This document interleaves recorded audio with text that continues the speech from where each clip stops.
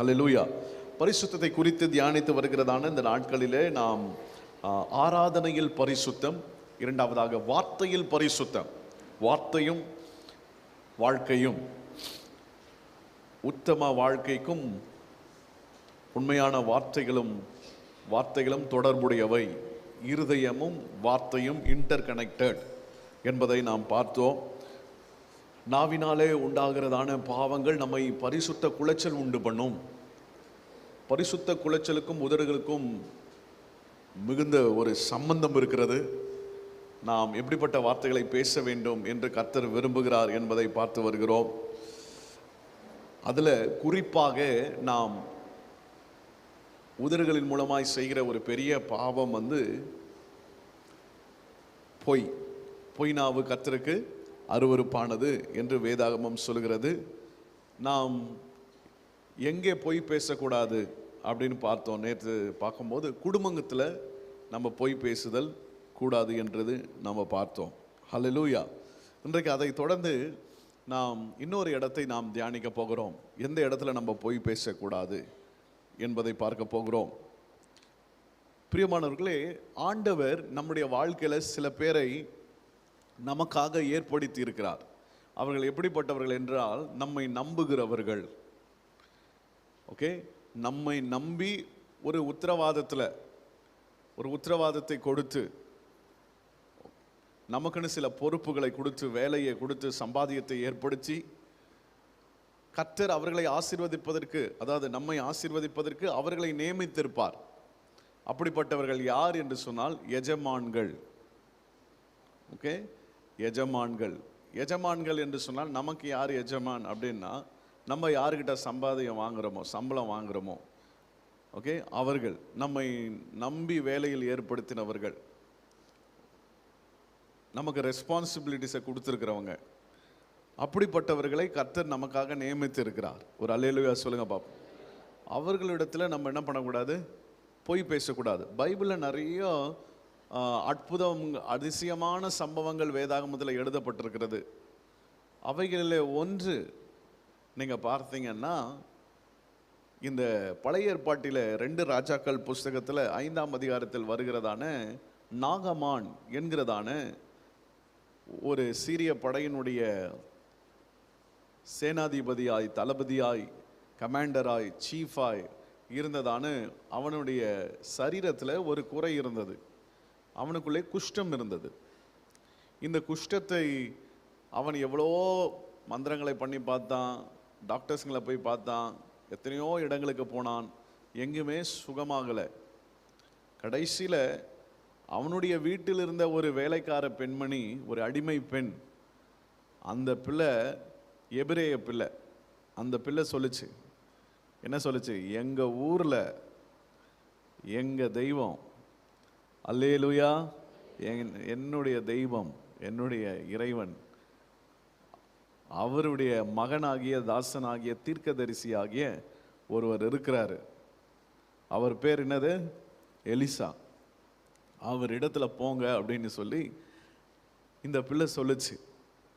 இப்போ அவர் அந்த இடத்துல வர சம்பவம் உங்களுக்கு தெரியும். நம்ம வாசிக்கலாம். அந்த இடத்துல 2 ராஜாக்கள் 5ஆம் அதிகாரத்தின் 15ஆம் 16ஆம் வசனத்தை நாம் வாசிப்போம். மிகவும் ஒரு சுவாரஸ்யமான ஒரு வேத பகுதி இதுவும்.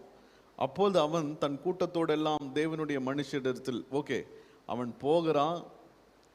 போன உடனே அந்த ஊழியக்காரர் என்ன சொல்றாரு? நீ என்ன பண்ண? 7 தரம் யோர்தானில், ஆமாம், நீ மூழ்கி எழுந்துரு அப்படின்னு சொல்கிறார்.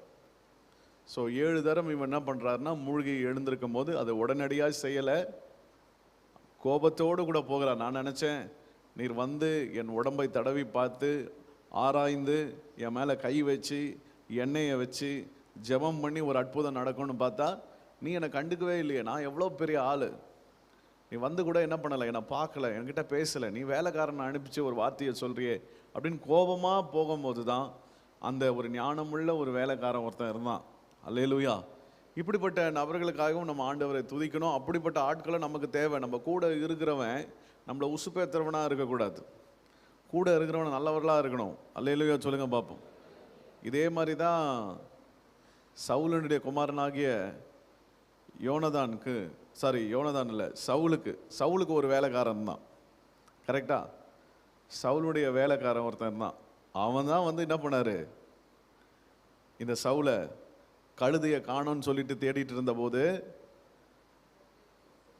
கழுதையை காணோம், கழுதை எங்கே போச்சுன்னு தெரியல, அதனால நம்ம என்ன பண்ணுவோம், போயிடலாம் அப்படின்ற நேரத்தில் அவன் சொன்னான், இல்லை இல்லை, இங்கே ஒரு ஊழியக்காரர் இருக்கிறாரு, அவரிடத்துல போய் நம்ம என்ன பண்ணுவோம், ஜெபம் பண்ணுவோம், அவர் நமக்கு வெளிப்பாடுகளை கொடுவார் அப்படின்னு சொன்னார்.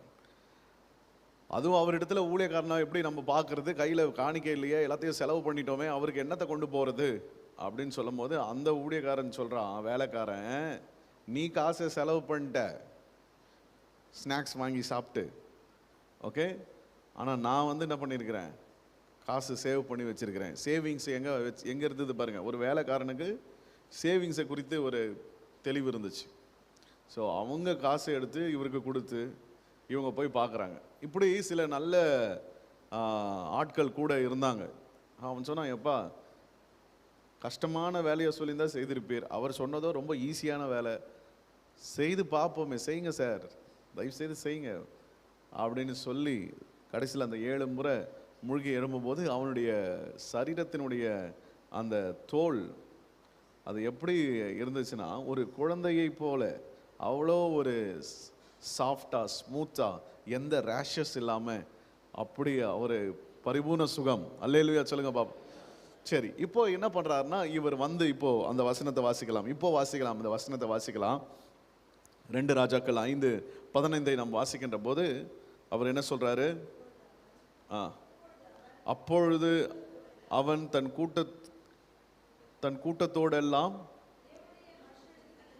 தேவனுடைய மனுஷனிடத்தில் திரும்பி வந்து அவனுக்கு முன்பாய் நின்று, இதோ இஸ்ரவேலில் இருக்கிற தேவனை தவிர பூமி எங்கும் வேறு தேவன் இல்லை என்பதை அறிந்தேன், இப்போது உம்முடைய அடியேன் கையில் ஒரு காணிக்கை வாங்கி கொள்ள வேண்டும்.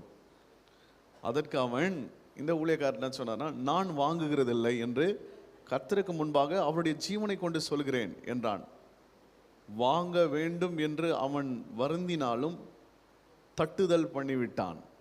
He refused to accept the offering.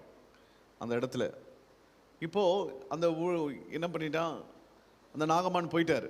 போன உடனே அந்த இடத்துல பக்கத்தில் யார் நின்றுட்டு இருந்தா, கேயாசி இப்போ என்ன பண்ணிட்டு இருக்கிறாருன்னா, நான் வாங்குறதில்லை என்று கர்த்தருடைய ஜீவனை கொண்டு சொன்ன எஜமானுடைய சத்தத்தை இந்த கேயாசி கேட்டுட்ட உடனே இப்போ அவன் என்ன பண்ணுறான், ஐயோ என் எஜமான் என்ன பண்ணிட்டாரு, வாங்கலையே,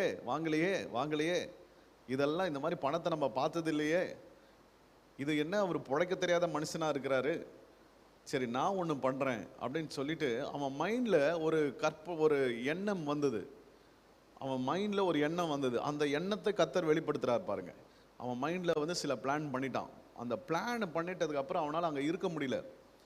உடனே அவன் வந்து எக்ஸிக்யூட் பண்ணலை, அப்படியே அவன் யோசிச்சுட்டே இருக்கிறான். அதுதான் பாவம் என்பது எப்படி பிறப்பிக்கும் அப்படின்னா, அந்த இச்சை கர்ப்பம் தரித்து பாவத்தை பிறப்பிக்கும் அப்படின்னு சொல்லியிருக்குல்ல, இதெல்லாம் ஒரு ப்ராசஸ். அவன் மைண்டில் ஃபஸ்ட்டு யோசனை வந்துச்சு, இப்போ அப்படியே துடிச்சுனே இருக்குது. கொஞ்சம் தொலைவுக்கு அவங்க போயிட்டதுக்கு பிறகு இவன் என்ன பண்ணுறான்னா, பின்பதாக இவன் பின்னாடி அவங்கள ஃபாலோ பண்ணி போகிறான். போய் அந்த இடத்துல இவன் பின்னாடி வர்றதை வந்து நாகமான் பார்த்துட்டு சுக செய்தியா அப்படின்னு சொல்லி கேட்கும்போது, இப்போ அவன் அதுக்கு பதில் பேசுகிறதை நீங்கள் வாசித்து பார்க்கும்போது அதை வாசிக்கலாம். இங்கே கவனிங்க, இந்த பொய் எப்படி எல்லாம் கிரியை செய்துன்னு பாருங்க. உதடுகளின் வழியாய் வருகிற பாவம், அதற்கு அவன் சுக செய்தி தான் அப்படின்னு சொல்லிட்டு எப்படி கதை கட்டுறான் பாருங்க, என்னெல்லாம் பேசுகிறான் பாருங்க. தீர்க்கதரிசிகளின் புத்திரர்களில் 2 வாலிபர்கள் இப்போதுதான், எப்படிலாம் வந்து கதை சொல்கிறான் அவன். எப்ராயிம் மலை தேசத்திலிருந்து முதல்ல தீர்க்கதரிசிகள் புத்திரர்கள் அப்படின்றான், அப்புறம் 2 வாலிபர்கள்னு சொல்கிறான், ரொம்ப துல்லியமாக. இப்போது தான் எப்ராயிம் மலை தேசத்திலிருந்து, அப்போ இதெல்லாம் அவன் மைண்டில் வந்து பிளான் பண்ணியிருக்கிறான். எப்ராயிம் மலை தேசத்திலிருந்து என்னிடத்தில் வந்தார்கள், அவர்களுக்கு 1 தாலந்து வெள்ளியையும் 2 மாற்று வஸ்திரங்களையும் தர வேண்டும் என்று கேட்க என் எஜமான் என்னை அனுப்பினார். நல்லா கவனிச்சுக்கிறங்க. இப்போது எஜமான் தனக்கு வேண்டாம் என்று சொன்னதை எனக்கு வேண்டும் என்று சொல்வதில் பிரச்சனை இல்லை. இவன் சரி உனக்கு வேணும் நீ நினைக்கிற, உன் எஜமானுக்கு கொடுக்கப்பட்ட ஆஃபரிங்க அவர் வேண்டான்னார்ல. இப்போ இந்த கேயாசி போய் நேராக போயிட்டு அவன் என்ன சொல்லியிருக்கலாம்னா, இங்கே பாருங்க, என் எஜமான் வேண்டான்னு சொல்லிட்டாரு, ஆனால் எனக்கு கொஞ்சம் தேவை இருக்கு, என்ன நீங்கள் பிளஸ் பண்ண முடியுமா அப்படின்னு அவன் கேட்டிருந்தா அது தப்பு கிடையாது. ஆனால் அவன் என்ன சொன்னானா அது பொய் கிடையாது. ஏன்னா அவன் உண்மையை பேசுகிறான், அவருக்கு வேண்டாங்க எனக்கு வேணும். ஓகே. ஆனால் இவன் என்ன சொல்கிறான்னா, இவன் என்ன கதை கேட்டானா, கதை கட்டுறான்னா, 2 தீர்க்கதரிசியின் புத்திரர்கள் வாழ்ந்துட்டாங்க, அவங்களும் வாலிபர்களாக இருக்கிறாங்க, வந்துட்டாங்க, அவங்களுக்கு கொடுக்கறதுக்காக என் எஜமான் கேட்டாருன்ட்டான். இதுதான் பொய், இதுதான் பொய். இந்த பொய்யை எஸ்டாப்ளிஷ் பண்ணுறதுக்கு ஒரு ட்ரூத்தை போல, உண்மையை போல சத்தியத்தை பேசுறதுக்கு அவன் என்ன பண்ணுறான்னா ரெஃபரன்ஸ் பாயிண்ட்லாம் ஸ்ட்ராங் பண்ணுறான். இதை நம்ப வைக்கணும், அவங்கள எப்படியாவது நம்ப வைக்கணும். நான் சொல்கிறது பொய், ஆனால் நம்புற மாதிரி போய் சொல்கிறான் பாரு. இந்த டைமில் இந்த இடத்துல இவங்க கூட பேசிட்டு இருந்தேன், வேணா கேளுங்க, அவங்க கிட்ட கேளுங்க நான் என்ன சொன்னேன் அப்படின்னு சொல்லிட்டு 2 பேர் ரெஃபரன்ஸை வேற கொடுக்குறான். கொடுத்து இவன் என்ன பண்ணுறான், போய் கேட்கும்போது அவன் பாருங்களேன், இந்த நாகமான் வந்து பயங்கரமான வெரி ஜெனரஸ் மேன். அவன் ரொம்ப ஃபோர்ஸ் பண்ணி, ஏங்க ஒரு தாளந்து இல்லை, நீ 2 தாளந்து எடுத்துக்கோ அப்படின்றான். 2 தாளந்தையும் சுமக்கிறதற்கு ஒரு வேலைக்காரனையும் அனுப்புகிறான். என் வேலைக்காரன் உன் கூட வருவான், அவன் வந்து சுமப்பான். இந்த தாளந்துன்னா நம்ம எல்லாம் வந்து நினச்சிக்கிறோம் 1 பணம் 2 பணம் இல்லை. ஏற்கனவே சொன்னேன், தாளந்து அப்படின்னா கிலோ கணக்கு, அது கிலோ கணக்கு, சுமக்கவே முடியாது. அவ்வளோ காசை எடுத்துக்கிட்டு இவன் போகிறான். பிரியமானவர்களே, இந்த இடத்துல ஆண்டவருடைய நாமம் மகிமைப்படட்டும். ஆண்டவர் நமக்கு ஒரு பெரிய பாடத்தை இப்போ சொல்லி கொடுக்குறார். இப்போ அவன் எடுத்துகிட்டு வந்து எல்லாத்தையும் பதுக்கி வச்சாச்சு. இப்போ எஜமான் வந்து இப்போ கேட்குறாரு, எலிசாவுக்கு வந்து கேட்குறாரு, எங்கப்பா போனேன் அப்படின்னு கேட்குறாரு. இது எப்படிப்பட்ட ஒரு கேள்வி, யாரு இந்த கேள்வியை கேட்குறான்றது உனக்கு கொஞ்சமாவது விவரம் இருக்கணும். இங்க வந்து ராஜாவினுடைய அரண்மனையில ராணி கிட்ட பேசுறதையும், அரண்மனைக்குள்ள மந்திரிகளோடு கூட பேசுறதையுமே நம்ம வீட்டு ரூம்ல நடக்கிற விஷயம். எந்த வீட்டு ரூம்ல நடக்கிற விஷயம்? 1000 கிலோமீட்டருக்கு மேல, 3000 கிலோமீட்டர், 1000 கிலோமீட்டர், இப்படி தள்ளி நடக்கிற ராஜ்யங்கள்ல ராஜா, இஸ்ரவேலின் ராஜா கூட கிடையாதுங்க, மற்ற தேசத்தில் இருக்கிற ராஜாக்கள் அவர்களுடைய வீட்டுக்குள்ள பேசுறதையே கர்த்தர் யாருக்கு வெளிப்படுத்துறாரா? எலிசாக்கு வெளிப்படுத்துறாரா? அப்படி இருக்கும்போது அவருக்கு பக்கத்திலேயே இருக்கிறதான உன் நினைவுகள், நீ எங்க போனன்றது அவருக்கு தெரியாதா? கர்த்தர் வெளிப்படுத்திருக்க மாட்டாரா? நீ எவ்வளவு நாள் நீ கூடயே இருந்த, கண்ணு கூட எவ்வளவு விஷயங்களை பார்த்துருக்கிற இல்ல. இப்போ ராஜா எஜமானன் கேட்கிறார், எங்கப்பா போனேன் அப்படின்னு கேட்கும்போது, உங்க வேலைக்காரன் எங்கேயுமே போலையே அப்படின்றான். எங்கேயுமே போல அப்படின்ன உடனே இங்க பாருங்க, ஒரு பொய் உதடு ஒரு சத்தியத்தை புரட்டுகிற விஷயம், தாறுமாறு, வாயின் தாறுமாறு என்ன பண்ணும்னா ஒரே பொய்யோடு நிற்காதுங்க. நம்ம ஊர்ல என்ன சொல்லி நம்மளை வளர்க்குறானுங்க, நம்ம கிட்ட என்ன சொல்லி கதை விடுறானுங்கன்னா, நம்ம எப்படிப்பட்ட சமுதாயத்தில் நம்மளை உற்சாகப்படுத்துறாங்கன்னா, 1000 பொய் சொல்லியாவது ஒரு கல்யாணத்தை பண்ணிடுறேன். அதை விட ஒரு சாபம் இந்த உலகத்தில் வேற ஒண்ணுமே இல்லை. 1000 பொய் சொல்லியாது. ஓகே, பொண்ணு இவ்வளோ போடுறோம், இவ்வளோ செய்கிறோம், மாப்பிள்ளை வந்து தங்கமானவர், மாப்பிள்ளை வந்து இந்த மாதிரி அந்த மாதிரின்னு சொல்லி, அவருக்கு எந்த கெட்ட பழக்கமும் கிடையாது அப்படின்லாம் சொல்லி என்ன பண்ணிடுறது, எப்படியோ ஒன்று அவருக்கு சொந்த இடம் ஊர்லலாம் இருக்கு. ஓகே, இங்கே வந்து வாடகை தான் இருக்கிறாங்க, ஆனால் அவர் ஊரில் வந்து ஏக்கார் கணக்கில் இருக்குது அப்படின்லாம் சொல்லி, ஓகே, பொய் சொல்லி என்ன பண்ணுறாங்க, கல்யாணம் பண்ணுறாங்க. ரொம்ப கேர்ஃபுல்லாக இருக்கணும். 1000 பொய்யை சொல்லியாவது ஒரு கல்யாணத்தை பண்ணலாம் அப்படின்றத இந்த வார்த்தையை எவன் சொன்னான்னு தெரில. இயேசுநாதரை அந்த அறையும் போது 2 பேர் அரைஞ்சாங்களே, பக்கத்தில் இன்னொரு சிலுவையும் அவனுக்கு போட்டிருக்கணும். இப்படி ஒரு பயங்கரமான பொய்யை, இவன் ஒரு பொய்யோடு நிற்காது, அதுதான் பிரச்சனையே. இப்போ நம்ம வந்து ஒரே ஒரு பொய் சொல்லிடலாம் அப்படின்னு நினைப்போம், சொல்லிட்டு மன்னிப்பு கேட்டலான்ட்டு, ஆனால் அந்த பொய்யோடு நிற்காது. ஒரு பொய்யை மறைக்க இன்னொரு பொய், அந்த பொய்யை வந்து மறைக்க இன்னொரு பொய், இப்படி பொய் வந்து என்ன ஆகும்னா அது பாட்டு ஒரு சக்கரை மாதிரி சுழண்டு கொண்டே பெருசாகி கொண்டே போயிட்டே இருக்கும். அதுலேருந்து நீங்கள் வரவே முடியாது. திரும்பி பார்த்தீங்கன்னா அது வந்து எக்கச்சக்கமாக இருக்கும். அதை என்ன பண்ண முடியாது, கவர் பண்ணவே முடியாது, கவர் பண்ணவே முடியாது. இப்போ இதில் எந்த அளவுக்கு மோசம்னா, சரி நீ ஃபஸ்ட்டு பொய்யை யார்கிட்ட பேசின? ஒரு ஸ்ட்ரேஞ்சர், ஒரு அந்நியன். நாகமான் யார் உனக்கு? அவன் யாருன்னே உனக்கு தெரியாது, அவன் பழக்கமே இல்லாதவன், அவன் 3வது நபர். அவங்கிட்ட போய் சொன்னேன். சரி, இப்போ நேராக வந்து யார்கிட்ட போய் சொல்கிற? உனக்கு தெரிந்தவர்கிட்ட, உனக்கு க்ளோஸ் ஆனவர்கிட்ட, உன்னை நம்பினவர்கிட்ட, உனக்கு வேலை கொடுத்தவர்கிட்ட, உன்னுடைய எஜமானவர்.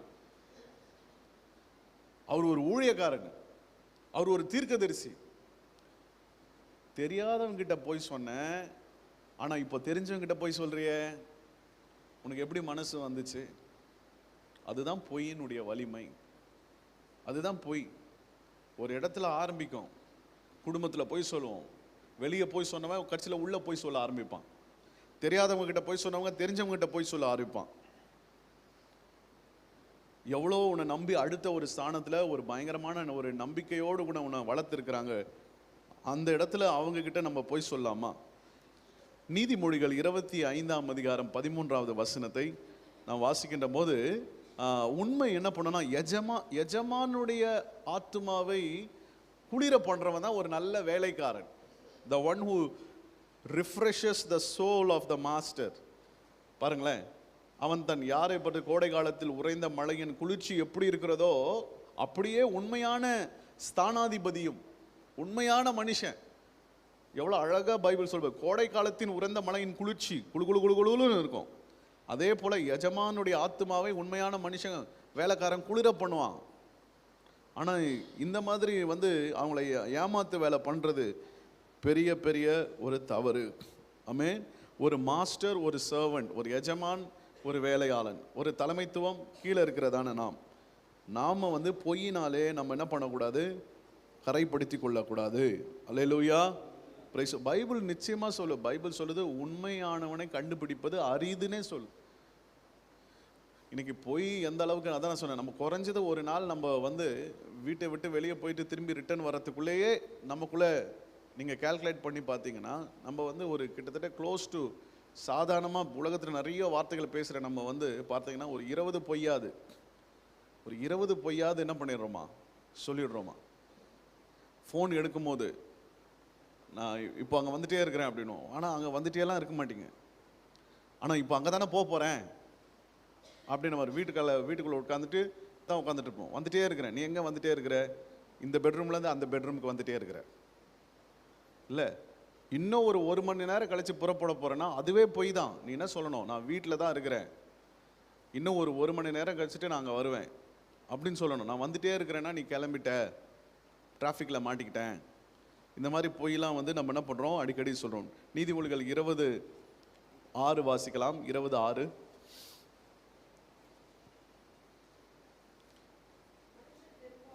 மனுஷர் பெரும்பாலும் தங்கள் தயாளத்தை பிரசித்தப்படுத்துவார்கள், உண்மையான மனுஷனை கண்டுபிடிப்பவன் யார்? நேர்மையானவன், உண்மையானவன், ஒழுக்கமானவன், பொய் பேசாதவன். Okay okay. இப்போ இந்த பாவம் எவ்வளவு கொடியதுன்னா, இந்த பொய் எவ்வளவு கொடியதுன்னா, அந்த பொய் துணிச்சலை ஏற்படுத்தும். நம்ம பொய் சொல்ல இந்த கேயாசி ஒரு கேயாசியே ஒரு ஊழியக்காரன் தான். கேயாசி ஒரு வேலைக்காரன் கிடையாது, கேயாசியே ஒரு ஊழியக்காரன் தான். சரியா? அந்த பொசிஷனில் தான் அவர் இருக்கிறாரு. அங்கே தீர்க்கதரிசிகளின் புத்திரர்கள் இருந்தாங்களே, அந்த தீர்க்கதரிசிகளினுடைய புத்திரர்கள் வந்து அந்த அவங்களுக்கு இன்சார்ஜாக கூட யார் இருந்தா? அது இப்போ இவன் சொல்கிறான் பாருங்க, இந்த மாதிரி வந்தாங்க எப்ராயிம் மலை தேசத்துலேருந்து 2 வாலிபர்கள் வந்தாங்கன்றாங்கல்ல. இவன் ஏன் இப்படி சொல்கிறான்னா, வந்திருப்பாங்க, ஒருவேளை ஒரு வாரத்துக்கு முன்னாடி வந்திருப்பாங்க. அவங்களெல்லாம் யார் தான் ஹேண்டில் பண்ணுறது? இவர் தான் ஹேண்டில் பண்ணி அவங்களுக்கு வேண்டியதெல்லாம் செய்யணும். அப்போ இவர் ஒரு பெரிய பொசிஷனில் அந்த தீர்க்கதரிசிகளின் புத்திரருக்கு மேலே கேயாசி இருந்தான். சரி, என்னன்னா இந்த துணிச்சல் வந்து அவனுக்கு வந்தது தான் ஆச்சரியமானது. அதுதான் இந்த பொய் நாவு எவ்வளோ மோசம்ன்றது பாருங்களேன். யார்கிட்ட போய் பொய் சொல்கிறான், அது கொஞ்சம் கூட யோசிக்காமல் பொய் சொல்லிட்டானா, இல்லை யோசித்து தான் இவன் அவங்ககிட்டயே பொய் சொல்லியிருக்கிறான். இவங்கக்கிட்ட எப்படி அவனுக்கு அவ்வளோ தைரியம் வந்துச்சுன்னே தெரில இந்த கேள்வியை கேட்ட உடனே. ஓகே, அவன் அந்த இடத்துலையாவது உண்மையை பேசிகிட்டு இருந்திருக்கணும். அந்த இடத்துலையும் அதுதான், அந்த பொய்யினுடைய இன்ஃப்ளூயன்ஸு நம்மளை எப்படி பண்ணும். இப்போ இங்கே ஒரு பொய் சொல்லிட்டு வரோம் அப்படின்னா, நம்ம வந்து தேவ சன்னிதானத்தில் நாளைக்கு பார்ப்போம், நம்ம வந்து ஆண்டவருடைய பிரசன்னத்துக்குள்ளேயே வரும்போது கூட அந்த இடத்துலையும் ஒரு துணிச்சல் நமக்கு வருது பாருங்களேன். அதுதான் பொய்யினுடைய இன்ஃப்ளூயன்ஸ். இப்போது நம்ம வேலையை முடிச்சுட்டு வேலையில் வந்து பயங்கரமாக பொய்யெல்லாம் பேசிட்டு வரோம் வீட்டுக்கு, இப்போ குடும்ப ஜெபம் நடக்கு அப்படின்னா எந்த துணிச்சலோடு அந்த இடத்துல நம்ம வந்து உட்கார்ந்து நம்ம ஒரு ஜெபம் பண்ணுவோம் இல்லை? நம்ம வந்து அவ்வளோ போய் பேசிட்டு வரோம், அந்த ஒரு கொஞ்சம் கூட ஒரு உணர்வே இல்லையே. ஐயோ நான் இவ்வளோ போய் பேசிட்டு வரேன், நான் வந்து இப்போ ஜெபம் பண்ணணுமா? எப்படி ஜெபம் பண்ணுறது? ஜெப குறிப்பு கொடுத்தா ஜெபம் பண்ணிட முடியுமா? நம்ம இருதயம் எவ்வளோ வந்து அங்கே சங்கடப்படும், எவ்வளோ ஸ்ட்ரகிள் ஆகும். இப்போது 2 ராஜாக்கள் இதில் 5:26 வாசித்தீங்கன்னா, அவன் சொன்னான்ல, நான் இங்கே எங்கேயும் போல எஜமா, நான் இங்கே தான் இருக்கிறேன் அப்படின்னு. உடனே இப்போ இவன் சொல்கிறான் பாருங்களேன். அப்பொழுது அவன் இவனை பார்த்து, எலிசா சொல்கிறாரு, அந்த மனுஷன் உனக்கு எதிர்கொண்டு வர தன் ரதத்திலிருந்து இறங்கி திரும்புகிற போது என் மனம் உன்னோடு கூட செல்லவில்லையா? பணத்தை வாங்குகிறதற்கும் வஸ்திரங்களையும் ஒளிவு தோப்புகளையும் திராட்சை தோட்டங்களையும் ஆடு மாடுகளையும் வேலைக்காரையும் வாங்குகிறதற்கு இது காலமா அப்படின்னா, இவன் அவ்வளோ பணம் வாங்கினான் பாருங்க, 2 டேலண்ட் கோல்டு அண்ட் மாற்று வஸ்திரங்கள், இதுக்காக தான் வாங்கியிருக்கிறான். அவனுடைய பிளான் என்னன்னா, அவன் வந்து எதுக்காக பணத்தை வாங்கி வஸ்திரங்கள், ஒளிவு தோப்பு, திராட்சை தோட்டம், ஆடு மாடு, வேலைக்காரு வாங்குகிறதுக்கு பிளான் பண்ணிட்டான். இப்போது இது வாங்கக்கூடாதுன்றதில்ல சராசரி மனுஷன், ஆனால் நீ பொய் பேசி வாங்குற, ஊரை ஏமாற்றி வாங்குற. ஒன்று, நம்ம நேர்மையான முறையில் சம்பாதிக்கணும். இன்னொரு விஷயம், இவனுடைய அழைப்பே வேற. உன்னுடைய அழைப்பு என்ன அழைப்பு? கர்மேல் பர்வதத்தில் வாசம் செய்ததான எலிசா கேயாசி. நீ எங்கே சஞ்சரிக்கணும், உனக்கு எந்த மாதிரியான அழைப்பு, பிரதிஷ்டை, அர்ப்பணிப்பு, கீழ்ப்படிதல், அபிஷேகம், உன் அழைப்பை பேஸ் பண்ணி தான் உனக்கு அபிஷேகத்தை கொடுக்குறார் ஆண்டவர். அப்போது உன்னுடைய பர்பஸ் ஆஃப் லைஃப் என்னன்னா இதுதான்ட்டு இருக்குது. இப்போ நான் எப்படி வாழ்கிறேன் அந்த மாதிரி தான் நீ வாழ போகிற. அப்படி தான் இந்த தீர்க்கதரிசிகள் புத்திரர்களை நீ உற்சாகப்படுத்தி வாழ வைக்கணும். நமக்கு இதுதான் வேலை. ஆனால் நீ இப்போ எப்படி நீ பணத்தை பார்த்த உடனே உன் அழைப்பையே மாற்றிக்கிட்டியே, உன் நோக்கத்தையே மாற்றிக்கிட்டியே. இதெல்லாம் வாங்குறதுக்காகவான அழைப்பு உனக்கு இருக்கு அப்படின்னு அவர் நினைப்படுத்துறாரு. இது சொன்ன உடனே அவர் சொல்றாரு, நாகமானின் குஷ்டம் உனக்கும் உன் சந்ததிக்கும் தொடரும்ட்டார். நீ வந்து பர்பஸை விட பணம்ட்டு ஓடனல்ல, நீ மாற்றிக்கிட்டல்ல. சரி, பணம் வந்துருச்சு உனக்கு, ஆனால் அந்த நாகமானினுடைய குஷ்டம் உனக்கு வரும் அப்படின்னோடனே அவன் உறைந்த மழை நிறமாகி குஷ்டரோகி, அது வெண்குஷ்டம்னு சொல்லுவாங்க. அந்த வெண்குஷ்டம் வந்து அவன் சமூகத்தை விட்டு என்ன பண்ணான்? புறப்பட்டு போனான். இது ரொம்ப வேதனையான ஒரு வார்த்தை. என்ன தெரியுமா? சமூகத்தை விட்டுனா யார் சமூகத்தை விட்டு? நீ கர்த்தருடைய சமூகத்தை. இந்த வசனம் வாசிக்கும் போது எனக்கு ஆதாம் ஏவாள் தான் ஞாபகம் வராங்க. தேவனுடைய சமூகத்தை விட்டு, ஏதேன் தோட்டத்தை விட்டு அவங்க புறப்பட்டு போனாங்க பாருங்க. வேதனையான ஒரு காரியம். இதற்கு ஒத்ததான ஒரு சம்பவத்தை நீங்கள் அப்போஸ்தலர் நடபடிகள் 5ஆம் அதிகாரத்தில் ஒரு தம்பதிகளை பார்ப்பீங்க. யாரு? அனனியா சப்பீராள். அவங்களும் பார்த்தீங்கன்னா கடவுளுக்கு கொடுக்குறேன் அப்படின்னு சொல்லி அவங்க பிளான் பண்ணி அவங்க கொண்டு வந்ததான விஷயத்தை கடைசியில் என்ன பண்ணிட்டாங்க? மாற்றிக்கிட்டாங்க. அதுவும் 2 பேர் அறிய அப்படின்னு 2 பேருமே பிளான் பண்ணி எல்லாருக்கும் முன்னாடி கொடுக்குறோன்னு சொல்லிக்குவோம், ஆனால் வைக்கும்போது கொஞ்சம் எடுத்து வச்சிருவோம் நமக்குன்னு சொல்லிட்டு அப்படின்றத என்ன பண்ணாங்க? அவங்க எல்லாரும் முன்னாடி பெருமைக்காக என்ன பண்ணிட்டாங்க? ஏன்னா அதுக்கு முந்தின வசனத்தில் வாசித்தீங்கன்னா அந்த இடத்துல யோசே, அந்த இடத்துல நம்ம பர்னபாஸ் இருப்பார். பர்னபாஸ் இதே மாதிரி நிலத்தை விற்று அப்போஸ்தலர்கள் பாதத்தில் வைக்கும்போது அவரை எல்லாரும் அப்ரிஷியேட் பண்ணி பர்னபாஸ் என்கிற ஆறுதல் மகன் என்கிற பட்டம் கொடுக்கப்பட்டது. எங்களுக்கும் வந்து ஒரு ஹானரபிள் பொசிஷன், எல்லாருக்கும் முன்னாடி ஒரு கௌரவம் வேணும், எல்லாரும் எங்களை கௌரவிக்கணும், எல்லாரும் எங்களை குறித்து பெருமையாக பேசணுன்ட்டு இவங்களும் என்ன பண்ணாங்க? நாங்களும் விற்று கொடுக்குறோன்னு சொல்லிட்டாங்க. விற்றாங்க. பணம் வந்து கையில் வந்த உடனே மனசை மாற்றிக்கிட்டாங்க. அதுலேருந்து கொஞ்சம் எடுத்து வச்சுட்டு கொஞ்சம் கர்த்தருக்குன்னு கொடுத்தாங்க. அவர் கேட்குறாரு, இவ்வளவுதான் வித்தியான்னு கேட்டார். இதே மாதிரி ஆயிடுச்சு. அந்த டைமில் பேதுருவை எப்படி கர்த்தர் பயன்படுத்துகிறாருன்றது கூடவே நின்று பார்த்துருக்குறாங்க. இந்த கையாசி மாதிரி. சரி, இப்படி ஒரு கேள்வியை கேட்குறாரு, அதுதான் ஒரு ஆப்பர்ச்சுனிட்டி. நல்லா கவனிங்க. இப்படி ஒரு கேள்வி கேட்டார்ல அன்னைக்கு எலிசா, ஒரு கேள்வி கேட்டார், நீ எங்க இருந்து வர, நீ எங்க இருக்கிற, எங்க இருந்தன்னு கேட்டார்ல, எங்க போனன்னு கேட்கிறார்ல. இதுதான் நம்மளுக்கு க்ளூ. இதுதான் நம்ம வந்து யோசிக்க வேண்டிய ஒரு பாயிண்ட். இப்படி கேட்ட உடனே மாட்டணுன்றது தெரிஞ்சிடணும். காலில் விழுந்துடணும் ஆண்டவர் காலில். ஆண்டவரே தப்பு பண்ணிட்டேன் ஆண்டவரே, இரக்கமா இருங்க ஆண்டவரே, நான் ஒரு பாவி ஆண்டவரே, நான் மனம் திரும்ப ஒப்பு கொடுக்குற ஆண்டவரே, என்னை மன்னிச்சிருங்க ஆண்டவரே. இவ்வளவுதான் பணத்துக்கு வித்தீங்களா, இதுதான் தொகையான்னு கேட்கிறாரு. உடனே என்ன பண்ணியிருக்கணும் அனனியா, ஆண்டவரே அப்படின்னு சொல்லிட்டு, பேதுருவே நான் தப்பு பண்ணிட்டேன், கொஞ்சம் எடுத்து வீட்டில் பீரோல வச்சுட்டேன், நான் போய் தயவு செய்து எடுத்துட்டு வந்துடுறேன். இந்த உணர்த்துதல் நமக்கு வராம அந்த இடத்துலையும் முரட்டாட்டம் பிடிச்சி அந்த இடத்துல கௌரவத்தை பார்த்தோன்னு வச்சுங்க, கடைசியில் கணவன் மனைவி அன்றைக்கு அவர்கள் இல்லாமல் போயிட்டாங்க. lying tongue is an abomination to God. பொய்னாவு கர்த்தருக்கு அருவருப்பானது. கண்களை மூடி ஜெபம் பண்ணுவோமா? ஆண்டவரே, இங்கே உட்கார்ந்துருக்கிறதான என்ன பரிசுத்தப்படுத்துங்கப்பா. ஒப்பு கொடுப்போமா? உண்மையாக சொல்கிறேன், நம்ம பொய் சொல்லாமல் இல்லைங்க. இங்கே நின்று நான் பேசுகிறேன்னா சில நேரங்களில் பொய் சொல்கிறேன், சில நேரங்களில் வந்து சின்ன சின்ன காரியங்களில் நம்ம வந்து இப்படி பொய் சொல்கிறோம். ஆனால் ஆண்டவருடைய வசனம் நம்ம தொடர்ந்து வாசிக்கும் போது ஆண்டவர் நமக்குள்ள ஒரு உணர்த்துதல், ஆண்டவர் நமக்குள்ள ஒரு புரிதல். கொஞ்சம் எல்லாரும் நல்ல சத்தத்தை உயர்த்தி, ஏன்னா இது கேட்கும் போது ஒரு பக்கம் பயம் வரணும், நமக்கு ஒரு பரிசுத்தத்தின் மேலே ஒரு வைராக்கியம் இருக்கணும். ஹல்லேலூயா. நீங்கள் தயவுசெய்து பொய் பேசாதீங்க.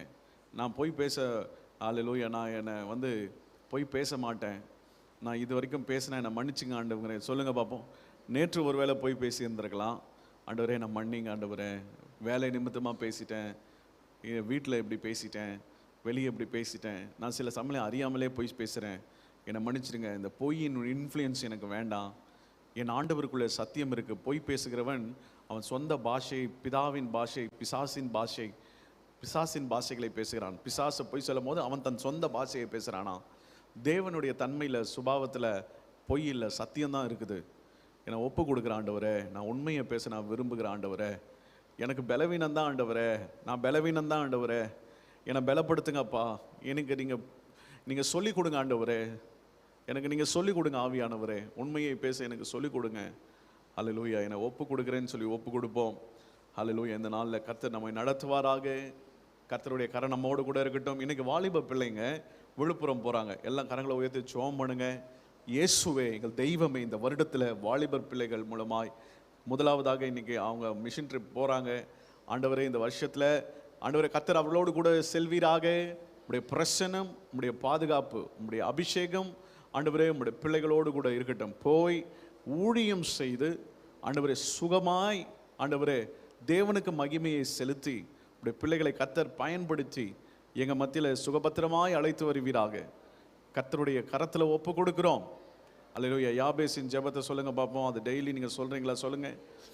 தேவரே, என்னை ஆசீர்வதித்து என் எல்லையை பெரிதாக்கி, உம்முடைய கரம் என்னோடு கூட இருந்து தீமை என்னை பின்தொடராதபடி அல்லேலூயா அதற்கு விலக்கி என்னை காத்தருளும். அல்லேலூயா. உமக்கு நன்றி ஆண்டவரே, இயேசுவின் நாமத்தில் பிதாவே, ஆமென், ஆமென். சேர்ந்து சொல்லுவோம். என் ஆத்துமாவே கர்த்தரை ஸ்தோத்திரி, என் முழுலமே பரிசுத்த நாமத்தை ஸ்தோத்திரி. என் ஆத்துமாவே கர்த்தரை ஸ்தோத்திரி, கர்த்தர் செய்த சகல உபகாரங்களை மறவாதே. ஆமென். God bless you. கர்த்தர் உங்களை ஆசீர்வதிப்பாராக. நாளை நமக்கு வந்து சண்டே சர்வீஸ் அண்ட் ஈவினிங்கில் விமன் ஆஃப் ஒர்த், பெண்களுக்குரிய ஒரு சிறப்பு கூட்டம் நாளைக்கு உண்டு. God bless you.